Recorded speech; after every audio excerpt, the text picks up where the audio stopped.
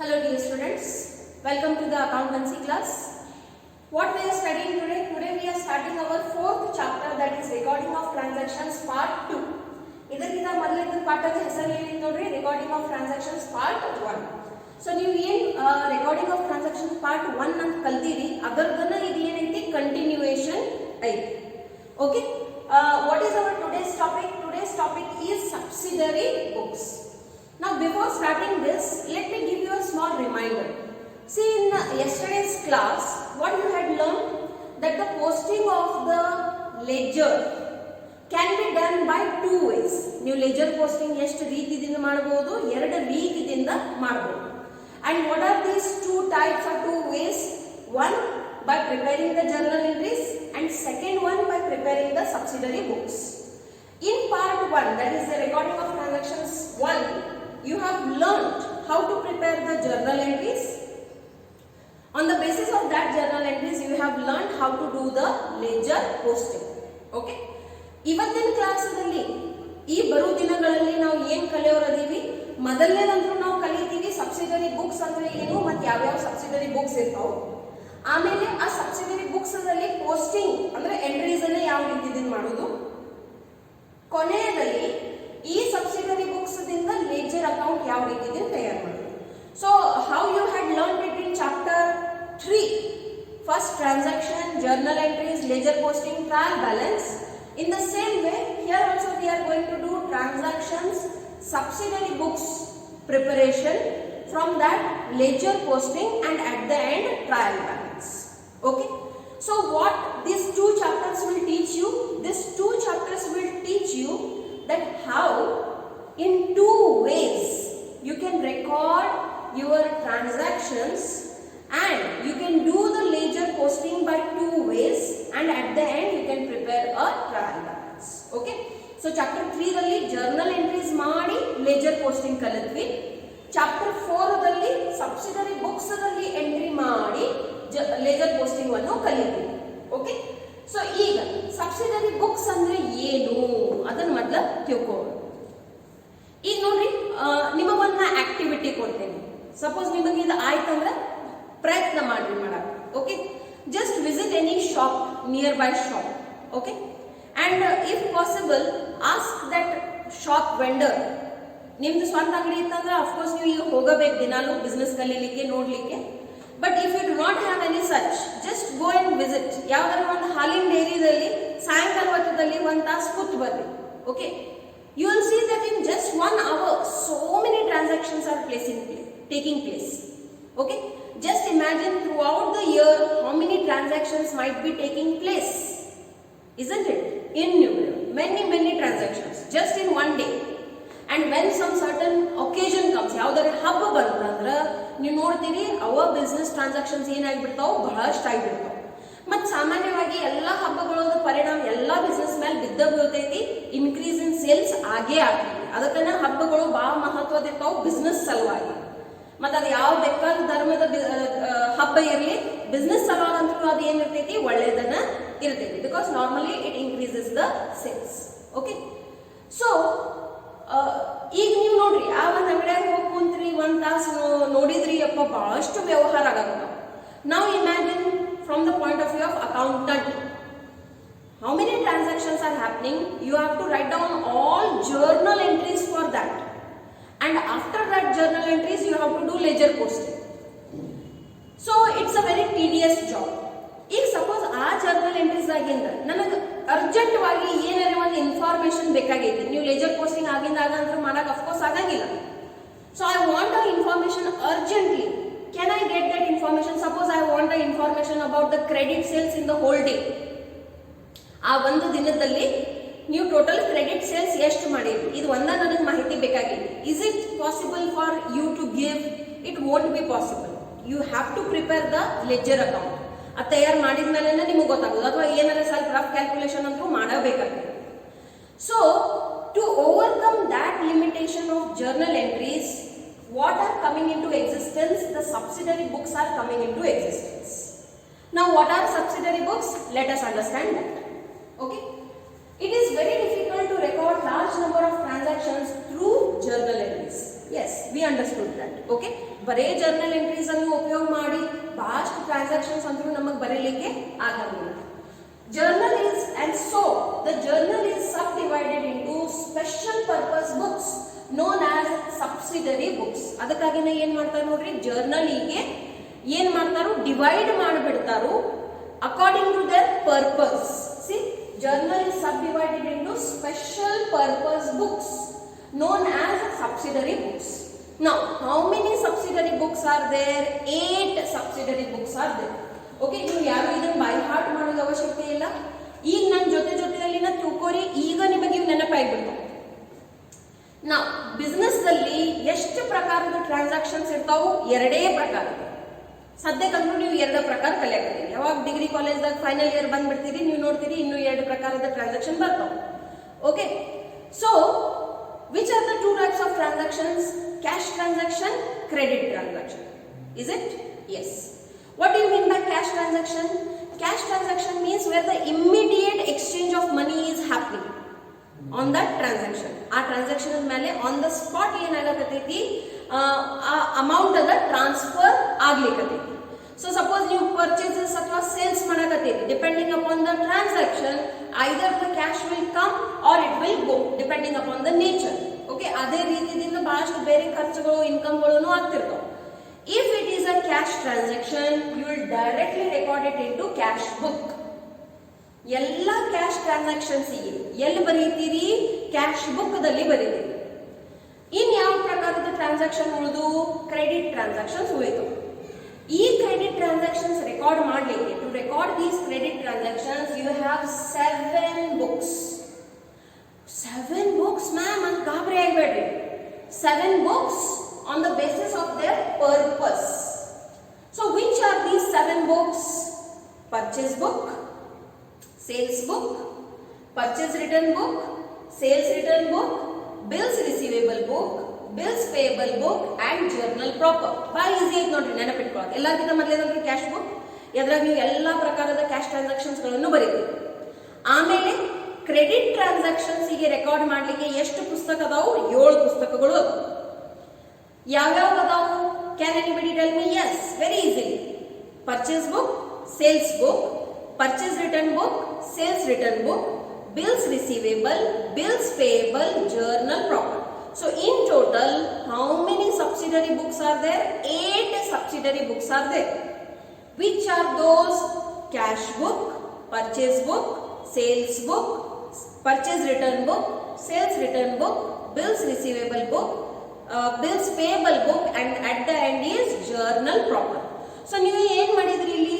ಜರ್ನಲಿಗೆ 8 ಭಾಗಗಳಲ್ಲಿ ವಿಭಾಜನೆ ಮಾಡಿಬಿಟ್ರಿ. Cash transaction ಬಂತು, cash book ದಾಗ ಬರೀರಿ. ಪರ್ಚೇಸ್ ಅದ ಟ್ರಾನ್ಸಾಕ್ಷನ್ ಐತಿ, ಕ್ರೆಡಿಟ್ ಪರ್ಚೇಸ್ ಅದ ಟ್ರಾನ್ಸಾಕ್ಷನ್ ಐತಿ, ಪರ್ಚೇಸ್ ಬುಕ್ ದಾಗ ಬರೀರಿ. ಕ್ಯಾಶ್ ಪರ್ಚೇಸ್ ಇತ್ತಂದ್ರೆ ಎಲ್ಲಿ ಬರೀತೀರಿ? ಡೈರೆಕ್ಟ್ ಕ್ಯಾಶ್ ಬುಕ್ ದಾಗ. ಕ್ರೆಡಿಟ್ ಪರ್ಚೇಸ್ ಇತ್ತಂದ್ರೆ ಎಲ್ಲಿ ಬರೀತೀರಿ? ಪರ್ಚೇಸ್ ಬುಕ್ ದಾಗ ಬರೀತೀರಿ. ಕ್ರೆಡಿಟ್ ಸೇಲ್ಸ್ ಅದಾವು, ಎಲ್ಲಿ ಬರೀತೀರಿ? ಸೇಲ್ಸ್ ಬುಕ್ ದಾಗ ಬರೀತೀರಿ. isn't it? Suppose ಏನಾದ್ರೆ ನೀವು ಪರ್ಚೇಸಸ್ ಮಾಡಿದ್ರಿ, ಅದನ್ನ ರಿಟರ್ನ್ ಕಳ್ಸಾಕತ್ತೀರಿ. So where you will record that into your purchase return book. ಅದೇ ರೀತಿ ಸೇಲ್ಸ್ ರಿಟರ್ನ್ ಆಗ್ಯಾವ, where it will be recorded into the sales return book. So ಈ ರೀತಿಯಿಂದ ಟ್ರಾನ್ಸಾಕ್ಷನ್ ಸ್ವರೂಪದ ಆಧಾರ, on the nature of the transaction, what you are doing, you are directly recording it into that particular book itself. Now will it help in getting the information quickly? Yes. Suppose ಈಗ ನಾನು ನಿಮಗೆ ಕೇಳ್ತೀನಿ, ಇವತ್ತಿನ ದಿನದಲ್ಲಿ ಎಷ್ಟು credit sales ಆಗ್ಯಾವ? Can you tell me easily? Yes. ನೀವು ಏನು ಮಾಡ್ತೀರಿ? ಪಟಕ್ನ ಸೇಲ್ಸ್ ಬುಕ್ ತೆಗಿತೀರಿ, ಇವತ್ತಿನ ಡೇಟ್ ನೋಡ್ತೀರಿ, ಇವತ್ತಿನ ಡೇಟದಲ್ಲಿ ಎಷ್ಟು ಟ್ರಾನ್ಸಾಕ್ಷನ್ ಆಗ್ಯಾವ ಅದನ್ನ ನೋಡ್ತೀರಿ, ಟೋಟಲ್ ಇದ್ದ ಇರ್ತೈತಿ at the end of the day. So you can give me the information just in a minute that in this whole day we have done this much credit sales, isn't it? So the main objective, ಇಡೀ ಹೇತುನ ಏನೈತಿ? ಯಾಕಂದ್ರೆ ಯಾವಾಗ ನಾವು ಹೇಳ್ತೀವಿ 8 ಪುಸ್ತಕ, ಎಲ್ಲರೂ 8 ಪುಸ್ತಕ, but ಅದ್ರದ್ದು ಒಂದು ಉದ್ದೇಶ ಐತಿ. ಓಕೆ, ಸೊ ಎಷ್ಟು ಪುಸ್ತಕಗಳಲ್ಲಿ ವಿಭಾಜನೆ ಮಾಡಕತ್ತೀರಿ ಒಂದು ಜರ್ನಲ್ ಅದ? 8 ಪುಸ್ತಕದಲ್ಲಿ. ಇದರಿಂದ ಏನಾಗ್ತೈತಿ? ಯಾವ ಟ್ರಾನ್ಸಾಕ್ಷನ್ ಎಲ್ಲಿ ಹೋಗಬೇಕು ಡೈರೆಕ್ಟ್ಲಿ ಅದ ಪುಸ್ತಕದಾಗ ಬರೀತೀರಿ. It helps in the ease of recording the transactions, in the ease of getting the information also. See the next heading comes for that one. Advantages of subsidiary books. Subsidiary books ಏನು ಲಾಭಗಳು, okay, ಅನುಕೂಲತೆಗಳು. So division of work among accountants and clerks. See ನೋಡ್ರಿ, ಯಾವಾಗ ನೀವು ಒಂದು business ಅದ ಕಲ್ಪನೆ ಮಾಡ್ತೀರಿ, ಬರೀ ಒಂದು ಹಾಲಿನ ಡೈರಿ ಅಥವಾ ಬರೀ ಒಂದು ಕಿರಾಣಾ ಶಾಪ್ ಅಷ್ಟ ವಿಚಾರ ಮಾಡಬೇಡ್ರಿ. ನೆನಪಿರ್ಲಿ, ಇವ್ರ ಕಡೆ ಬಹಳ ದೊಡ್ಡ ಬಿಸ್ನೆಸ್ ಟ್ರಾನ್ಸಾಕ್ಷನ್ಸ್ ಇರ್ತಾವ. ಕಾಣಾಕ ಪುಟಾಣಿ ಸಣ್ಣ ಸಣ್ಣ ಅಂಗಡಿ ಕಾಣ್ತಾವ ನಿಮಗೆ, but they are doing good businesses. Okay, ಒಂದು ಮಾತು ಭಾಳ ಕ್ಲಿಯರ್ ಕಟ್ ತಿಳ್ಕೊಂಡ್ಬಿಡ್ರಿ. ಯು ಆಸ್ ಅ ಯೂತ್ ನಿಮ್ ಕೈಯಾಗ ಡಿಗ್ರಿ ಬಂತಂದ್ರ ನಾ ಬರೀ ಟೇಬಲ್ ಕುರ್ಚಿ ಜಾಬ್ ಅಟ್ಟ ಮಾಡೋ ಹಂಗೆ ತಿಳ್ಕೊಂಡ್ಬಿಟ್ರು ಅಂದ್ರೆ ಎಂದು ಜೀವನದಾಗ ಮುಂದೆ ಹೋಗಂಗಿಲ್ಲ. ನೀವು ಡಿಗ್ರಿ ಎದಕ್ಕೆ ತಗೋಕ್ ಬಂದಿರಿ? You have come to take the degree to get the knowledge, to understand the business, to understand the accounting, to understand taxation, and to get the knowledge related with the commerce. Okay, but ಈ knowledge ಒಂದು ತಗೊಂಡು ಸೊಕ್ಕದಾಗ ಬಂದು ಬಿಡ್ಬೇಡ್ರಿ, ನಾ ಬರೀ ಇಂಥವ್ ಜಾಬನ್ನ ಮಾಡೋ. Business ಹೆಂಗೆ ಎಂತಾದಿರ್ಬೇಕು, ಯಾವ ಆಧಾರ ಮೇಲೆ ನೀವು ಬಿಸ್ನೆಸ್ ಸೆಲೆಕ್ಟ್ ಮಾಡಬೇಕು, ಎದ್ರಾಗ ಲಾಭ ಐತಿ ಮತ್ತು ಅದು ಲೀಗಲ್ ಐತಿ. ಇವು ಎರಡ ಮಾತ್ರ ಬಗ್ಗೆ ನೀವು ವಿಚಾರ ಮಾಡಬೇಕು. It should be legal and it should be profitable. Don't come into the attitude, okay, I am a double degree or this much merit student, 90-95%, this is not my kind of job or this is what I cannot do. Then you will sit in your home only forever. Okay, so if you want to grow, any job is not a small job. Please remember, any job is not a small job. ನಿಮ್ಮಂತ ಅಥವಾ ನಿಮ್ಗಿಂತ double triple ಶಾನೆ ಇದ್ದಿದ್ದು IIT IIM ಹುಡುಗರಿಗೆ ಏನ್ ಮಾಡಕತ್ತಾರ, ಬೀದ್ಯಾಗ ಅಥವಾ ಏನ್ ಕಾಯಿಪಲ್ಲೆ ಮಾರ್ಕೆಟ್ಸ್ ಇರ್ತಾವ, ವೆಜಿಟೇಬಲ್ ಮಾರ್ಕೆಟ್ಸ್ ಇರ್ತಾವ, ಅಲ್ಲಿ ಹೋಗಿ ಏನು ವೇಸ್ಟ್ ಇರ್ತೈತಿ ಅದನ್ನ ಕಲೆಕ್ಟ್ ಮಾಡ್ತಾರ ಅವ್ರು. ಈಗ ಯಾರು ಕಸ ತುಂಬ್ಕೊಳಕ್ ಬಂದ್ರೆ ನೀವು ಅವ್ರ ಕಡೆ ದುಡ್ಡು ತಗೋತಿರೋ, ಫುಕ್ಸಟ್ದಾಗ ಕೊಡ್ತೀರಿ, ಫ್ರೀದಾಗ ಕೊಡ್ತಾರೆ. ಓಕೆ, ಆ ವೇಸ್ಟಿಗೆ ತಗೊಂಡು ಅವ್ರು ಏನ್ ಮಾಡ್ತಾರೋ ಅದನ್ನ ಪ್ರೊಸೆಸ್ ಮಾಡ್ತಾರೆ. ಅದರಿಂದ ಏನ್ ತಯಾರಾಗ್ತೈತಿ? ಮ್ಯಾನ್ಯೂವರ್ ತಯಾರಾಗ್ತೈತಿ, ಗೊಬ್ಬರ ತಯಾರಾಗ್ತೈತಿ. ಓಕೆ, ಸೊ ಅದನ್ನ ಪ್ರೊಸೆಸ್ ಮಾಡಿ ಅದನ್ನ ಆರ್ಗ್ಯಾನಿಕ್ ಮ್ಯಾನ್ಯೂವರ್ ಅಂತ ಕಾಸ್ಟ್ಲಿ ದರದಲ್ಲಿ ಮಾರ್ಕೆಟ್ದಾಗ ಮಾರ್ತಾರೆ. ಬಹಳಷ್ಟು ಶಾನೆ ಹುಡುಗರು ಅವ್ರಿಗಿಂತ ಶಾನೆ ಹುಡುಗರು ಏನ್ ಮಾಡ್ಯಾರು? ಟೆಂಪಲ್ಸ್ ಗೆ ಟಾರ್ಗೆಟ್ ಮಾಡ್ಯಾರ. Okay, all worship places, temples ಇರ್ಲಿ, ಮಾಸ್ಕ್ಸ್ ಇರ್ಲಿ, ಚರ್ಚ್ ಇರ್ಲಿ, ಎಲ್ಲಾ ಕಡೆ ನಾವು ಏನ್ ಮಾಡ್ತೀವಿ? ದೇವರಿಗೆ ಹೂವನ್ನು ಕೊಡ್ತೀವಿ. ಓಕೆ, ಸೊ ಆ ಹೂ ಅವಾಗಂದ್ರೂ ದೇವ್ರ ಮೇಲೆ ಹಾಕ್ತಾರ, ಆಮೇಲೆ ಏನ್ ಮಾಡ್ತಾರೆ? ತೆಗೆದು ಹೋಗದ್ ಬಿಡ್ತಾರ. ಕರೆಕ್ಟ್? ನೆಕ್ಸ್ಟ್ ಎಲ್ಲ ಹೋಗ್ತೈತಿ? ತಿಪ್ಪಾಗ ಹೋಗ್ತೈತಿ, ಇಸಂಟ್ ಇಟ್? ಅವ್ರು ಏನ್ ಮಾಡ್ತಾರೋ ಡೈರೆಕ್ಟ್ಲಿ ಅಲ್ಲಿ ಹೋಗಿ ಅದನ್ನ ಕಲೆಕ್ಟ್ ಮಾಡ್ಕೋತಾರು. ಅದ್ರಾಗಿಂದ natural organic essence, flavours, many other things, again compost ಅಂತೂ ಐತೆ ಐತಿ, ಮ್ಯಾನ್ಯೂರ್ ಅಂತೂ ಐತೆ ಐತಿ. ಸೊ ಈ ರೀತಿ ಅದಾಗಿಂದ ಅವ್ರು ಮಲ್ಟಿ ಮಿಲಿಯನ್ ಬಿಸ್ನೆಸಸ್ ಮಾಡಕತ್ತಾರ. ಸೊ ಎಜುಕೇಶನ್ ನಾಲೆಡ್ಜ್ ತರಬೇಕು, ಸೊಕ್ಕ ತರಬಾರ್ದು ನೋಡ್ರಿ. Okay, so that should be your approach for your education. Okay, degree ಇರಲಿ, ಡಿಗ್ರಿ ಅದಕ್ಕೆ ಬೇಕು ನೋಡ್ರಿ. ಡಿಗ್ರಿ ಅದೇನು ತೋರಿಸ್ತೈತಿ? ನಿಮ್ಮ ಕಡೆ ನಾಲೆಜ್ ಐತಿ, ಜ್ಞಾನ ಐತೆ. ಓಕೆ, ನೀವು ಒಂದು ಪ್ರಾಫಿಟ್ ಮೇಕಿಂಗ್ ಬಿಸ್ನೆಸ್ ಮಾಡೇ ಮಾಡ್ತೀರ, ಅದ್ರ ಗ್ಯಾರಂಟಿ ಇಲ್ಲ. So what your approach should be, get the knowledge from everywhere that you can get, but never have an ego for that. Okay, then only you will become a successful businessman. And see, what is my aim being a commerce lecturer? My aim is that you all should think of starting your own businesses, to be very very honest. I don't want you all to go for some jobs where they are giving you 30,000, 40,000, maximum 80,000, but at the end what you are going to take with you? Nothing. Can you transfer anything to your family members or anything? The job or designation that you have earned? Nothing. Our mat shunyadindana chalu ಮಾಡಬೇಕು. So coming from a business family, me myself being a Gujarati is known for the business class only. So what is my aim? Being a Gujarati, being a commerce teacher, I want to create the businessman only. Is it possible in India? Very much. Developing country ಐತಿ, ಎಲ್ಲಿ ನೋಡ್ತೀವಿ ಎಲ್ಲ ಕಡೆ business ಕಾಣ್ತೈತಿ. But ಸಮಸ್ಯೆ ಏನೈತಿ ಈಗಿನ ಯುದ್ಧದಾಗ? ಸೊಕ್ಕ ಭಾಳ ಐತಿ. ನಾವು ಈ ಕೆಲಸ ಮಾಡಂಗಿಲ್ಲ, ಆ ಕೆಲಸ ಮಾಡಂಗಿಲ್ಲ. ಓಕೆ, ಕೆಲಸ ಮಾಡಿ ಅನುಭವ ತಗೋರಿ. ಅನುಭವವಂತ ಆದ್ರಿ, ಬುದ್ಧಿವಂತ ಆದ್ರಿ, ತಾನ ನಿಮ್ಮ ಬಿಸ್ನೆಸಸ್ ಬೆಳಿತಾವ. Okay, so yes, let us come back to the topic where we had started. So what we have to done, we have to do, we have to divide the transactions depending upon the nature of the transaction into 8 books. Which are the books? I am repeating again and again so that you can memorize it. Cash book, purchase book, sales book, purchase return book, sales return book, bills receivable, bills payable and journal proper. ಈಗ ಇದರ ಲಾಭ ಏನಾಗುತ್ತೆ? What are the advantages, ಅನುಕೂಲತೆಗಳು ಏನು? First of all there will be division of work. Can you see the work being divided? Of course. ಮೊದಲು ನೀವು ಒಂದು ಜರ್ನಲ್ದಾಗ entry ಮಾಡಕತ್ತಿದ್ರಿ, ಈಗ 8 ಜರ್ನಲ್ಸ್ ತಯಾರು ಮಾಡಕತ್ತೀವಿ. ಸೊ ಇದರಿಂದ ಏನಾಗ್ತೈತಿ, clear cut division of work ಆಗಿಬಿಡ್ತೈತಿ. Okay, when into a huge company many transactions are happening. So when the work is divided, okay, this is the purchase department, that is the sales department, that is where you have to record all the things.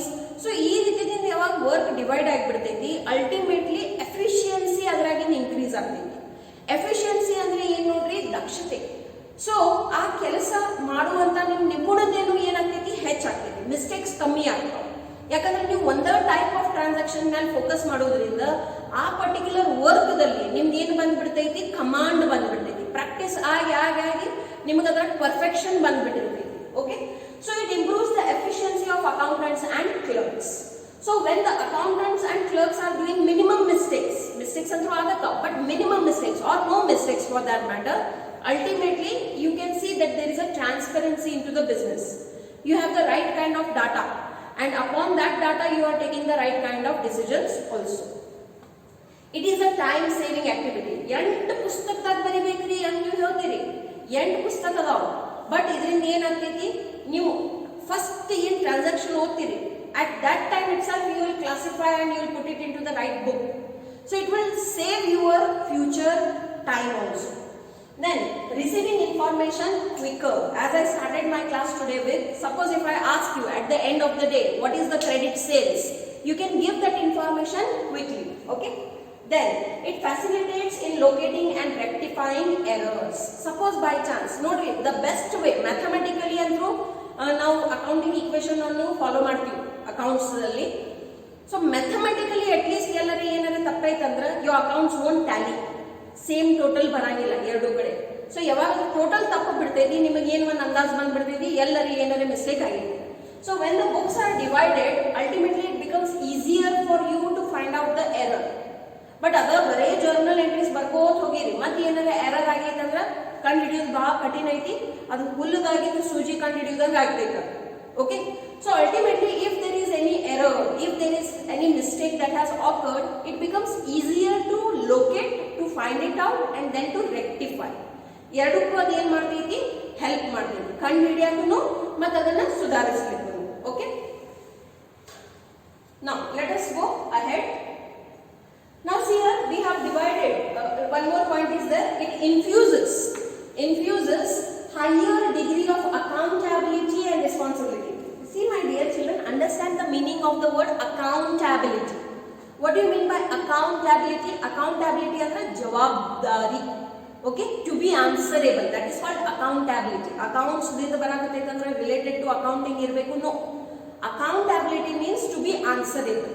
So ನಾಳೆ ಏನಾದ್ರು mistake ಆಯ್ತಂದ್ರೆ ನೀವು ಎಲ್ಲರಿಗೂ ಬೈತೀರಿ, ಓ ಯಾರು mistake ಆಗೈತಿ ಅವ್ರಿಗಟ್ಟ ಬೈತೀರಿ, of course ಅವ್ರಿಗೆ ಅಷ್ಟೇ ಬೈತೀರಿ.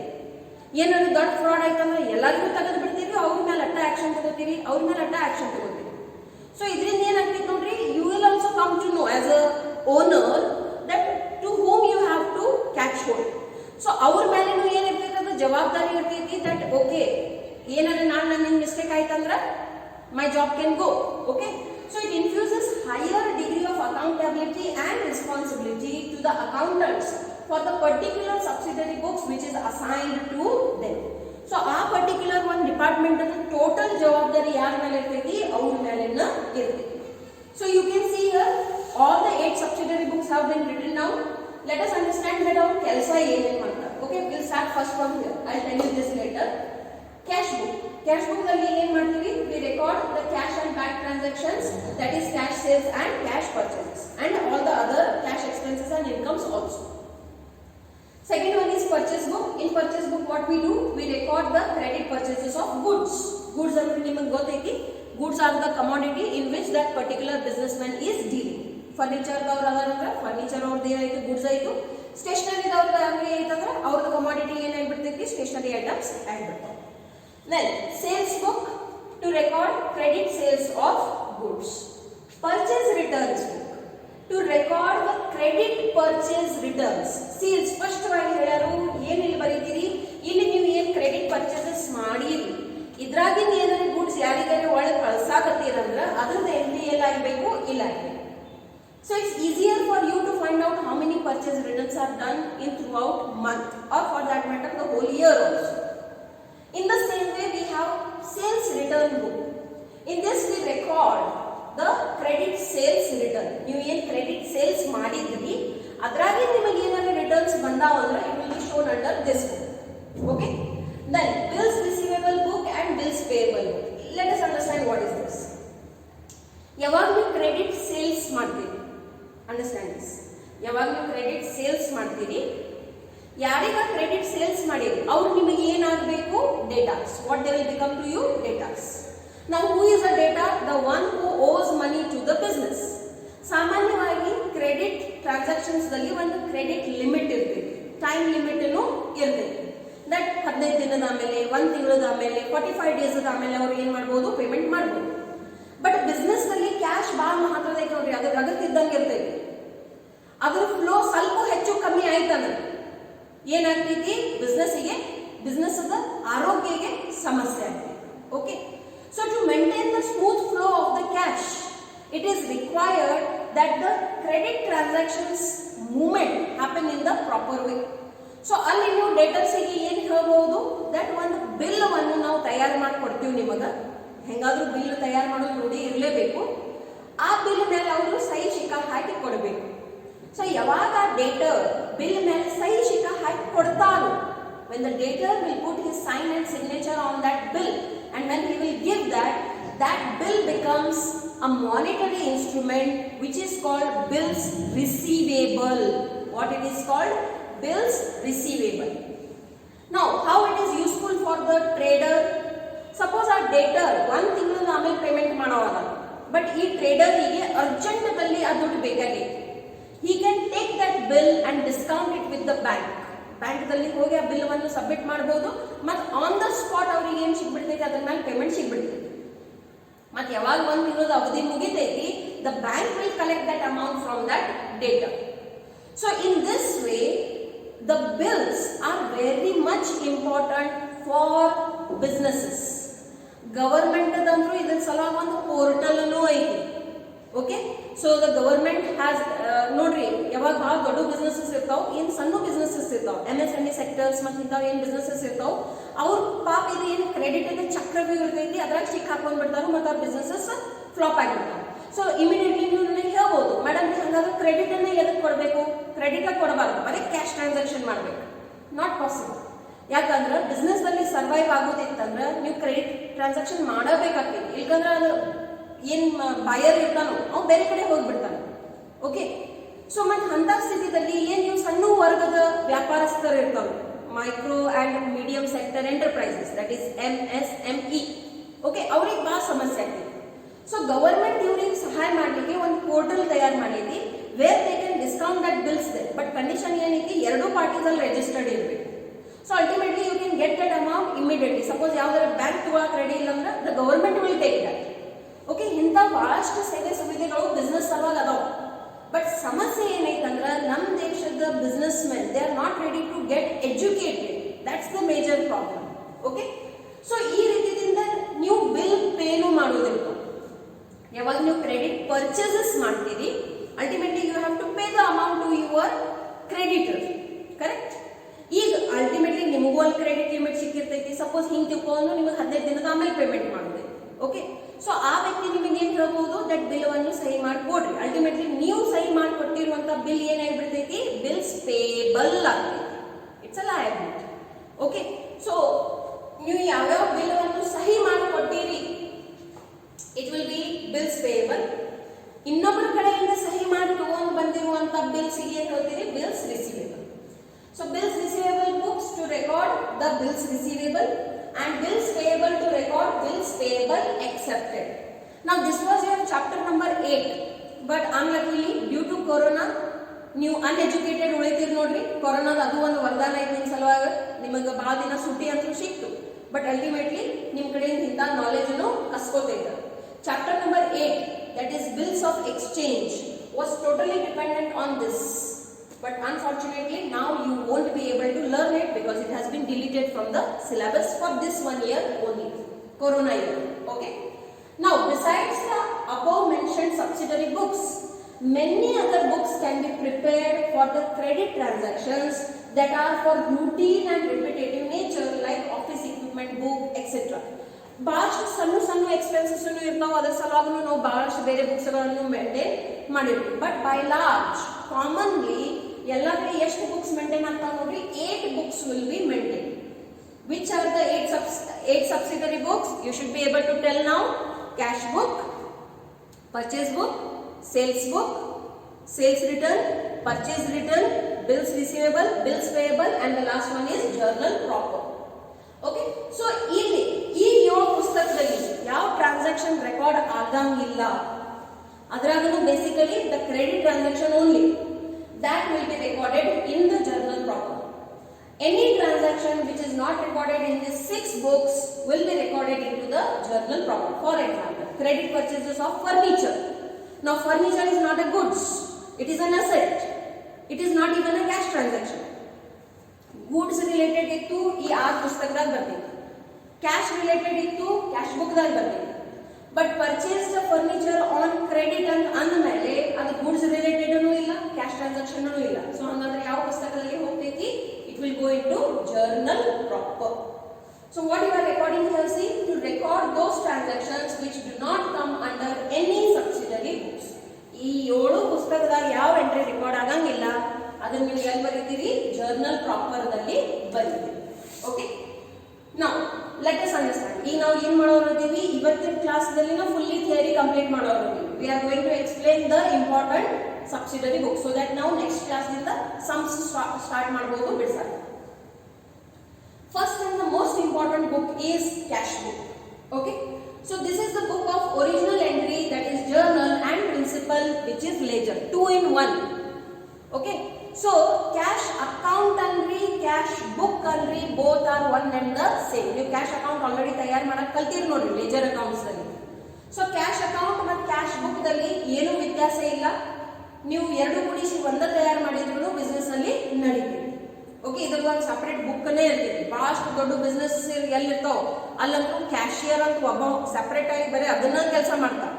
ಹೆಸರನ್ನ ಏನ್ ಕೊಟ್ಟಿರ್ತೀವಿ ನೋಡ್ರಿ, ಅವರಿಗೆ ಕ್ಯಾಶಿಯರ್ ಅಂತಾನೆ ಹೆಸರು ಕೊಡ್ತೀವಿ. Okay, so the cash book serves the purpose of book of original entry as well as the principal book. Principal book ಯಾರಿಗೆ ಕರೀತೀರಿ? ಲೆಡ್ಜರಿಗೆ. ಒರಿಜಿನಲ್ ಎಂಟ್ರಿ ಬುಕ್ ಯಾರಿಗೆ ಕರೀತೀರಿ? ಜರ್ನಲಿಗೆ. Okay, now the book of original entry, all the cash transactions are recorded directly in the cash book, so no need to record them separately in the journal. Okay, and that is why cash book serves the purpose of book of original entry. 2 in 1 ಕೆಲಸ ಮಾಡ್ತೈತಿ. So ಒಂದು ಸಲ ನೀವು ಇದ್ರಾಗ ಬರೆದು ಬಿಟ್ರಿ subsidiary book ದಾಗ, cash book ದಾಗ, ಅದರ ನೀವು ಜರ್ನಲ್ ಎಂಟ್ರಿ ಮಾಡೋದು ಅವಶ್ಯಕತೆ ಇಲ್ಲ, ಲೆಜರ್ ಪೋಸ್ಟಿಂಗ್ ಮಾಡೋದು ಅವಶ್ಯಕತೆ ಇಲ್ಲ. Principal book, there is no need to prepare cash account, that is the ledger account separately, and the closing balance of cash book is directly shown in the trial balance, and that is why cash book serves the purpose of principal book. Now let us understand the meaning. Cash book is a subsidiary book that is prepared for recording all the cash receipts and cash payments in the chronological order. What do you mean by receipt? Receipt means to receive, payment means to give. ಯಾವಾಗ ನಿಮಗೆ ದುಡ್ಡು ಬರ್ತೈತಿ that is called cash receipt. ಮತ್ತು ಯಾವಾಗ ನೀವು ದುಡ್ಡನ್ನು pay ಮಾಡಾಕತ್ತೀರಿ, ಕೊಡಾಕತ್ತೀರಿ ಅಥವಾ ಖರ್ಚು ಮಾಡಾಕತ್ತೀರಿ, that is called payment. Okay, now this is the format. ಈಗ ನೋಡ್ರಿ, there are 4 types of cash book. ಎಷ್ಟು ಪ್ರಕಾರದ ಅದಾವ? 4. ಮತ್ತು ನಿಮಗೆ 4 ಮೇಲೆ ಲೆಕ್ಕ ಬರೋದು. Which are those?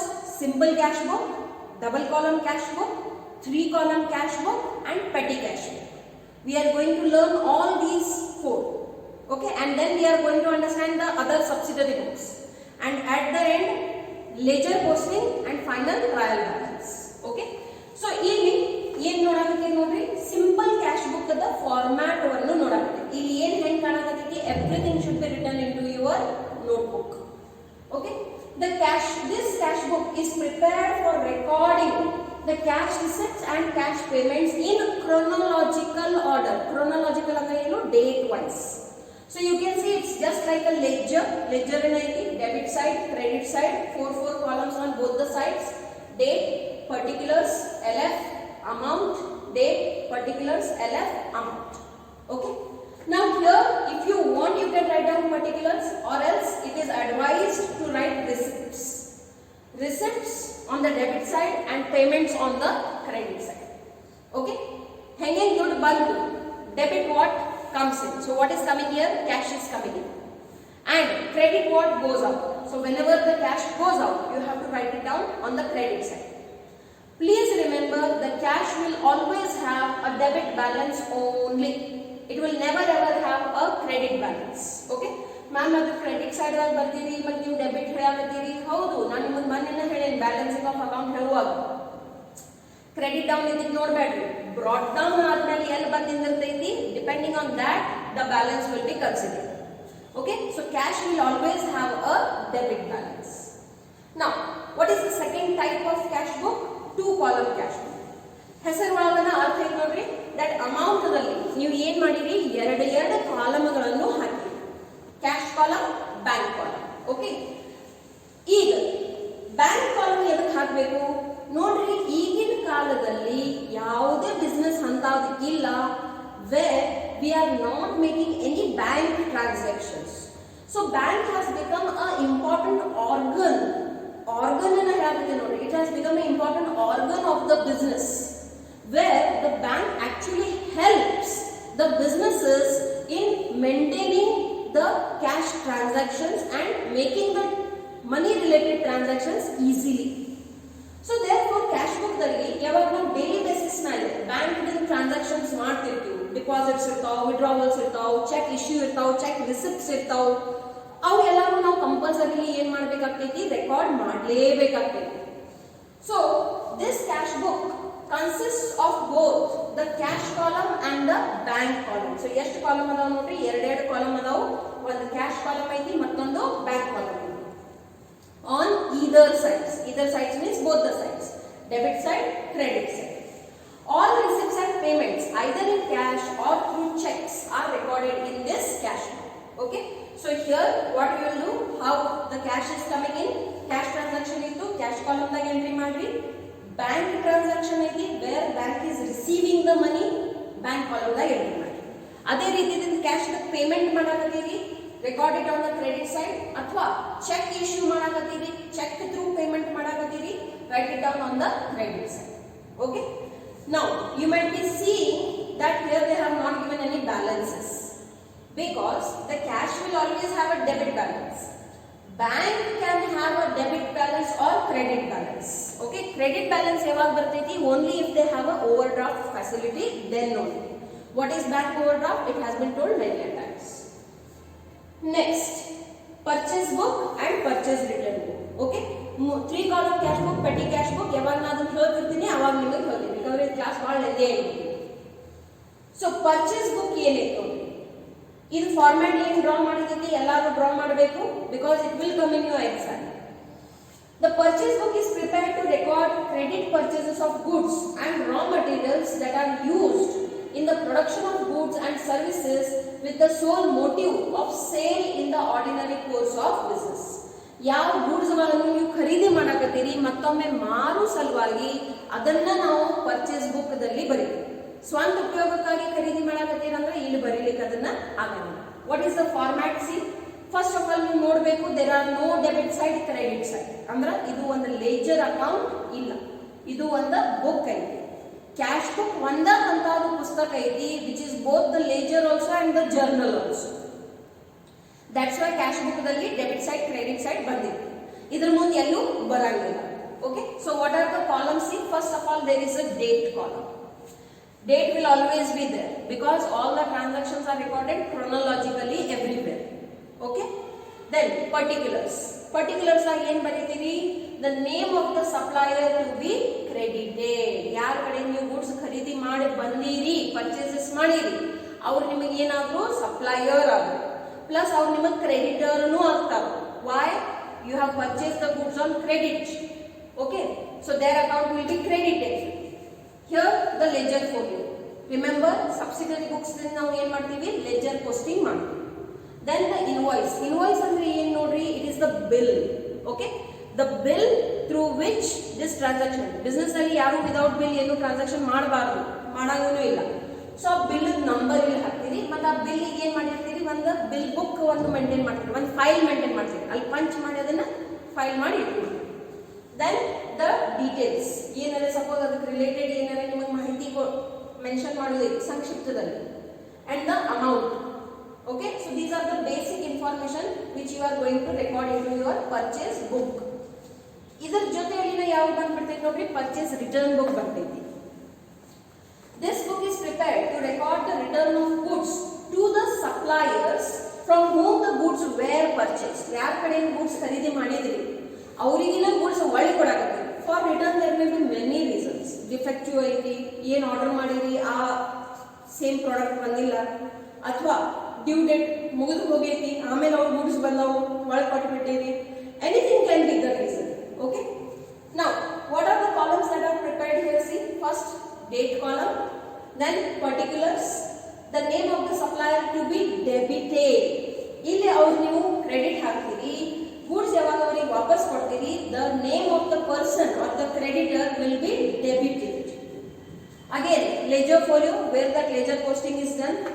ಯಾವಾಗ ನೀವು ಗೂಡ್ಸ್ ಅನ್ನು ಒಳ್ಳೆ ಕೊಡ್ತೀರಿ, ಪ್ಲೀಸ್ ನೆನಪಿಡ್ರಿ, ಯಾವಾಗ ನೀವು ಗೂಡ್ಸ್ ಅನ್ನು ಒಳ್ಳೆ ಕೊಡ್ತೀರಿ, the purchased goods are being returned, you will issue a debit note because their account is being debited by that much. That's why. Okay, so related ಏನಾರಿ ಡೀಟೇಲ್ಸ್ ಏನಾರಿ ಇತ್ತು ಮತ್ತು ಎಷ್ಟು ಅಮೌಂಟ್ ನೀವು ಗೂಡ್ಸ್ ಅನ್ನು ಒಳ್ಳೆ ಕಳ್ಸಾಕತ್ತೀರಿ, that detail will be written down in this purchase return book. Then sales book. Okay, now this book is prepared to record the credit sales of the goods. Format ನೀವು ನೋಡ್ತೀರಿ, it's almost same, ಬರೀ heading ಅಲ್ಲಿ ಫರಕ್ ಇದೆ. Date, particulars, name of the customer to be debited. ಯಾವಾಗ ನೀವು sales ಮಾಡ್ತೀರಿ ಆ ಮುಂದಿನ ವ್ಯಕ್ತಿ ಏನಾಗ್ಬಿಡ್ತಾರೋ ಕಸ್ಟಮರ್ ಆಗ್ತಾರೆ, ಅವ್ರಿಗೆ ನೀವು ಏನು ಹಾಕ್ತೀರಿ, ಡೆಬಿಟ್ ಹಾಕ್ತೀರಿ. ಎದಕ್ಕೆ ಡೆಬಿಟ್ ಹಾಕ್ತೀರಿ, ಅವ್ರು ನಿಮಗೆ ಏನಾಗಬೇಕು, ಡೇಟಾರ್ ಆಗಬೇಕು. ಡೇಟಾರ್ ಅಂದ್ರೆ ಯಾರು, ಯಾರ ಕಡೆ ದುಡ್ಡು ಬರುವುದಿಲ್ಲ, ಎದಕ್ಕೆ ಬರಬೇಕು, ಎದಕ್ಕೆ ಕೊಡ್ಬೇಕು ಅವ್ರು ನಿಮಗೆ ದುಡ್ಡು, ನೀವು ಅವರಿಗೆ ಗೂಡ್ಸ್ ಅನ್ನು ಮಾರೀರಿ, ಹಾಗಾಗಿ ಅವ್ರು ನಿಮಗೆ ದುಡ್ಡು ಕೊಡುವುದೈತಿ. ಸೊ ಇಲ್ಲಿ ಅವ್ರದ ಹೆಸರನ್ನು ಬರ್ಕೋತೀರಿ, ಏನು ಗೂಡ್ಸ್ ಮಾರೀರಿ, ಎಷ್ಟು ರೇಟಿಗೆ ಮಾರೀರಿ, ಏನು ರೇಟ್ ಡಿಸ್ಕೌಂಟ್ ಕೊಟ್ಟಿರಿ, ಎಲ್ಲಾನು ಇಲ್ಲಿ ಬರ್ಕೋತೀರಿ. ಓಕೆ, ಸೊ ಅಗೇನ್ ಗೂಡ್ಸ್ ಮಾರಬೇಕಾದ್ರೆ ನೀವು ಅವರಿಗೆ ಏನು ಕೊಟ್ಟಿರ್ತೀರಿ, ಬಿಲ್ಲನ್ನು ಕೊಟ್ಟಿರ್ತೀರಿ. So that invoice number will be return. Number ಅಷ್ಟೇ ಬರೀತೀರಿ, ಬಿಲ್ ಎಲ್ಲ ಎಲ್ಲಿ ಇರ್ತೈತಿ, ಬಿಲ್ ಬುಕ್ ದಲ್ಲಿ ಇರ್ತೈತಿ. ಬಿಲ್ಸ್ ರಿಸೀವಬಲ್, ಬಿಲ್ಸ್ ಪೇಬಲ್ ಅಲ್ಲ, ಒಂದು ಫೈಲ್ ಇರ್ತೈತಿ, ಅದ್ರಾಗ ಇರ್ತಾವಿಲ್ಲ. ಓಕೆ, ಮಂತ್ ವೈಸ್ ಅನ್ನ ಫೈಲ್ ಮಾಡಿರ್ತಾರೆ ನೋಡಿ, ಜನವರಿ ಫೆಬ್ರವರಿ ಹಾಗೆಲ್ಲ. Okay, and then the amount. Then the next one is sales return book. This book is prepared to record return of goods from the customers to whom the business had sold goods on credit. See, is prepared to record return of goods from the customer. ನೀವು ಯಾರಿಗೆ goods ಮಾರಿದ್ರಿ ಅವ್ರು ನಿಮಗೆ goods ಅನ್ನು ಒಳಗೆ ಕಳ್ಸ್ತಾರೆ. Same ಏನಾರ reason ಇರ್ಬೋದು, defective ಐತಿ, ಅವ್ರು ಏನು ಆರ್ಡರ್ ಮಾಡಿದ್ರು ಸೇಮ್ ಇಲ್ಲ, anything can be the reason. Date, particulars, name of the customer to be credited. ಇಲ್ಲಿ ಅವ್ರಿಗೆ ಬಂದು ನೀವು ಏನು ಹಾಕಿರ್ತೀರಿ, ಡೆಬಿಟ್. ಯಾವಾಗ ಗೂಡ್ಸ್ ಒಳ್ಳೆ ಬರ್ತಾವ ಏನು ಹಾಕ್ಬೇಕು ಅವರಿಗೆ, ಕ್ರೆಡಿಟ್. ಹಾಗಾಗಿ ನಾ ಏನು ಕೊಡ್ತೀರಿ ನೀವು ಅವರಿಗೆ, ಒಂದು ಕ್ರೆಡಿಟ್ ನೋಟ್ ಇಶ್ಯೂ ಮಾಡ್ತೀರಿ. Okay, and the amount, by how much the amount has been, the account has been credited. Okay, now the last journal is journal proper. Okay, this book is prepared to record those transactions, left out transactions from which special purpose books are not prepared. The following transactions are recorded into journal proper. Journal proper dalli ಯಾವ transactions ಬರ್ತಾವ ನೋಡ್ರಿ, opening entries, adjustment entries, rectification entries, transfer entries, ಇವೆಲ್ಲ ಇಂಥವು ಏನು adjustments ಇರ್ತಾವೆ, rectification of errors ಅದ adjustment ಏನು entries ಇರ್ತಾವೆ, ಅಥವಾ ಏನಾದ್ರೆ ಓಪನಿಂಗ್ ಎಂಟ್ರೀಸ್, ಟ್ರಾನ್ಸ್ಫರಿಂಗ್ ಎಂಟ್ರೀಸ್ ಇರ್ತಾವೆ, ಅಂಥವು ಎಲ್ಲ ಎಂಟ್ರೀಸ್ ಎಲ್ಲಿ ಬರ್ತಾವೆ, ಜರ್ನಲ್ ಪ್ರಾಪರ್ದಲ್ಲಿ ಬರ್ತಾವೆ. Other entries which are not mentioned in the above 4. As I had told you, credit purchases of an asset, that also will come here. Now the last two books which you are not going to learn to prepare this year, but at least you should know about them. So the bills receivable book, this book is prepared to record the details of bills of exchange or promissory notes. They are also called as promissory notes, which are received from the debtors to whom the goods were sold on credit. Okay, so bills receivable ಯಾರ ಕಡೆಯಿಂದ ಬರ್ತಾವು, ನಿಮ್ಮ debtors ಕಡೆಯಿಂದ ಬರ್ತವೆ. ಅದೇ ರೀತಿ ನೀವು ನಿಮ್ಮ ಕ್ರೆಡಿಟರ್ಸ್ ಕ್ರೆಡಿಟರ್ಸ್ ಏನು ಕೊಡ್ತೀರಿ, ಬಿಲ್ ಸಹಿ ಮಾಡ್ಕೊಡ್ತೀರಿ, ಅದನ್ನ ಏನಂತ ಕರಿತೀರಿ, ಬಿಲ್ ಪೇಯಬಲ್ ಅಂತ ಕರಿತೀರಿ. This book is prepared to record the details of exchange accepted or promissory notes made to the creditors. Who are creditors? From whom the goods are purchased on credit. Okay. So with this we come to the end of our first introductory class of subsidiary books. What I am going to do tomorrow? Tomorrow I am going to start with the simple cash book sums, and then I will give you the again information about bank transactions and all, and then we shall go with the all subsidiary books. Okay. So I hope all of you are understanding my classes. We shall continue tomorrow. Thank you.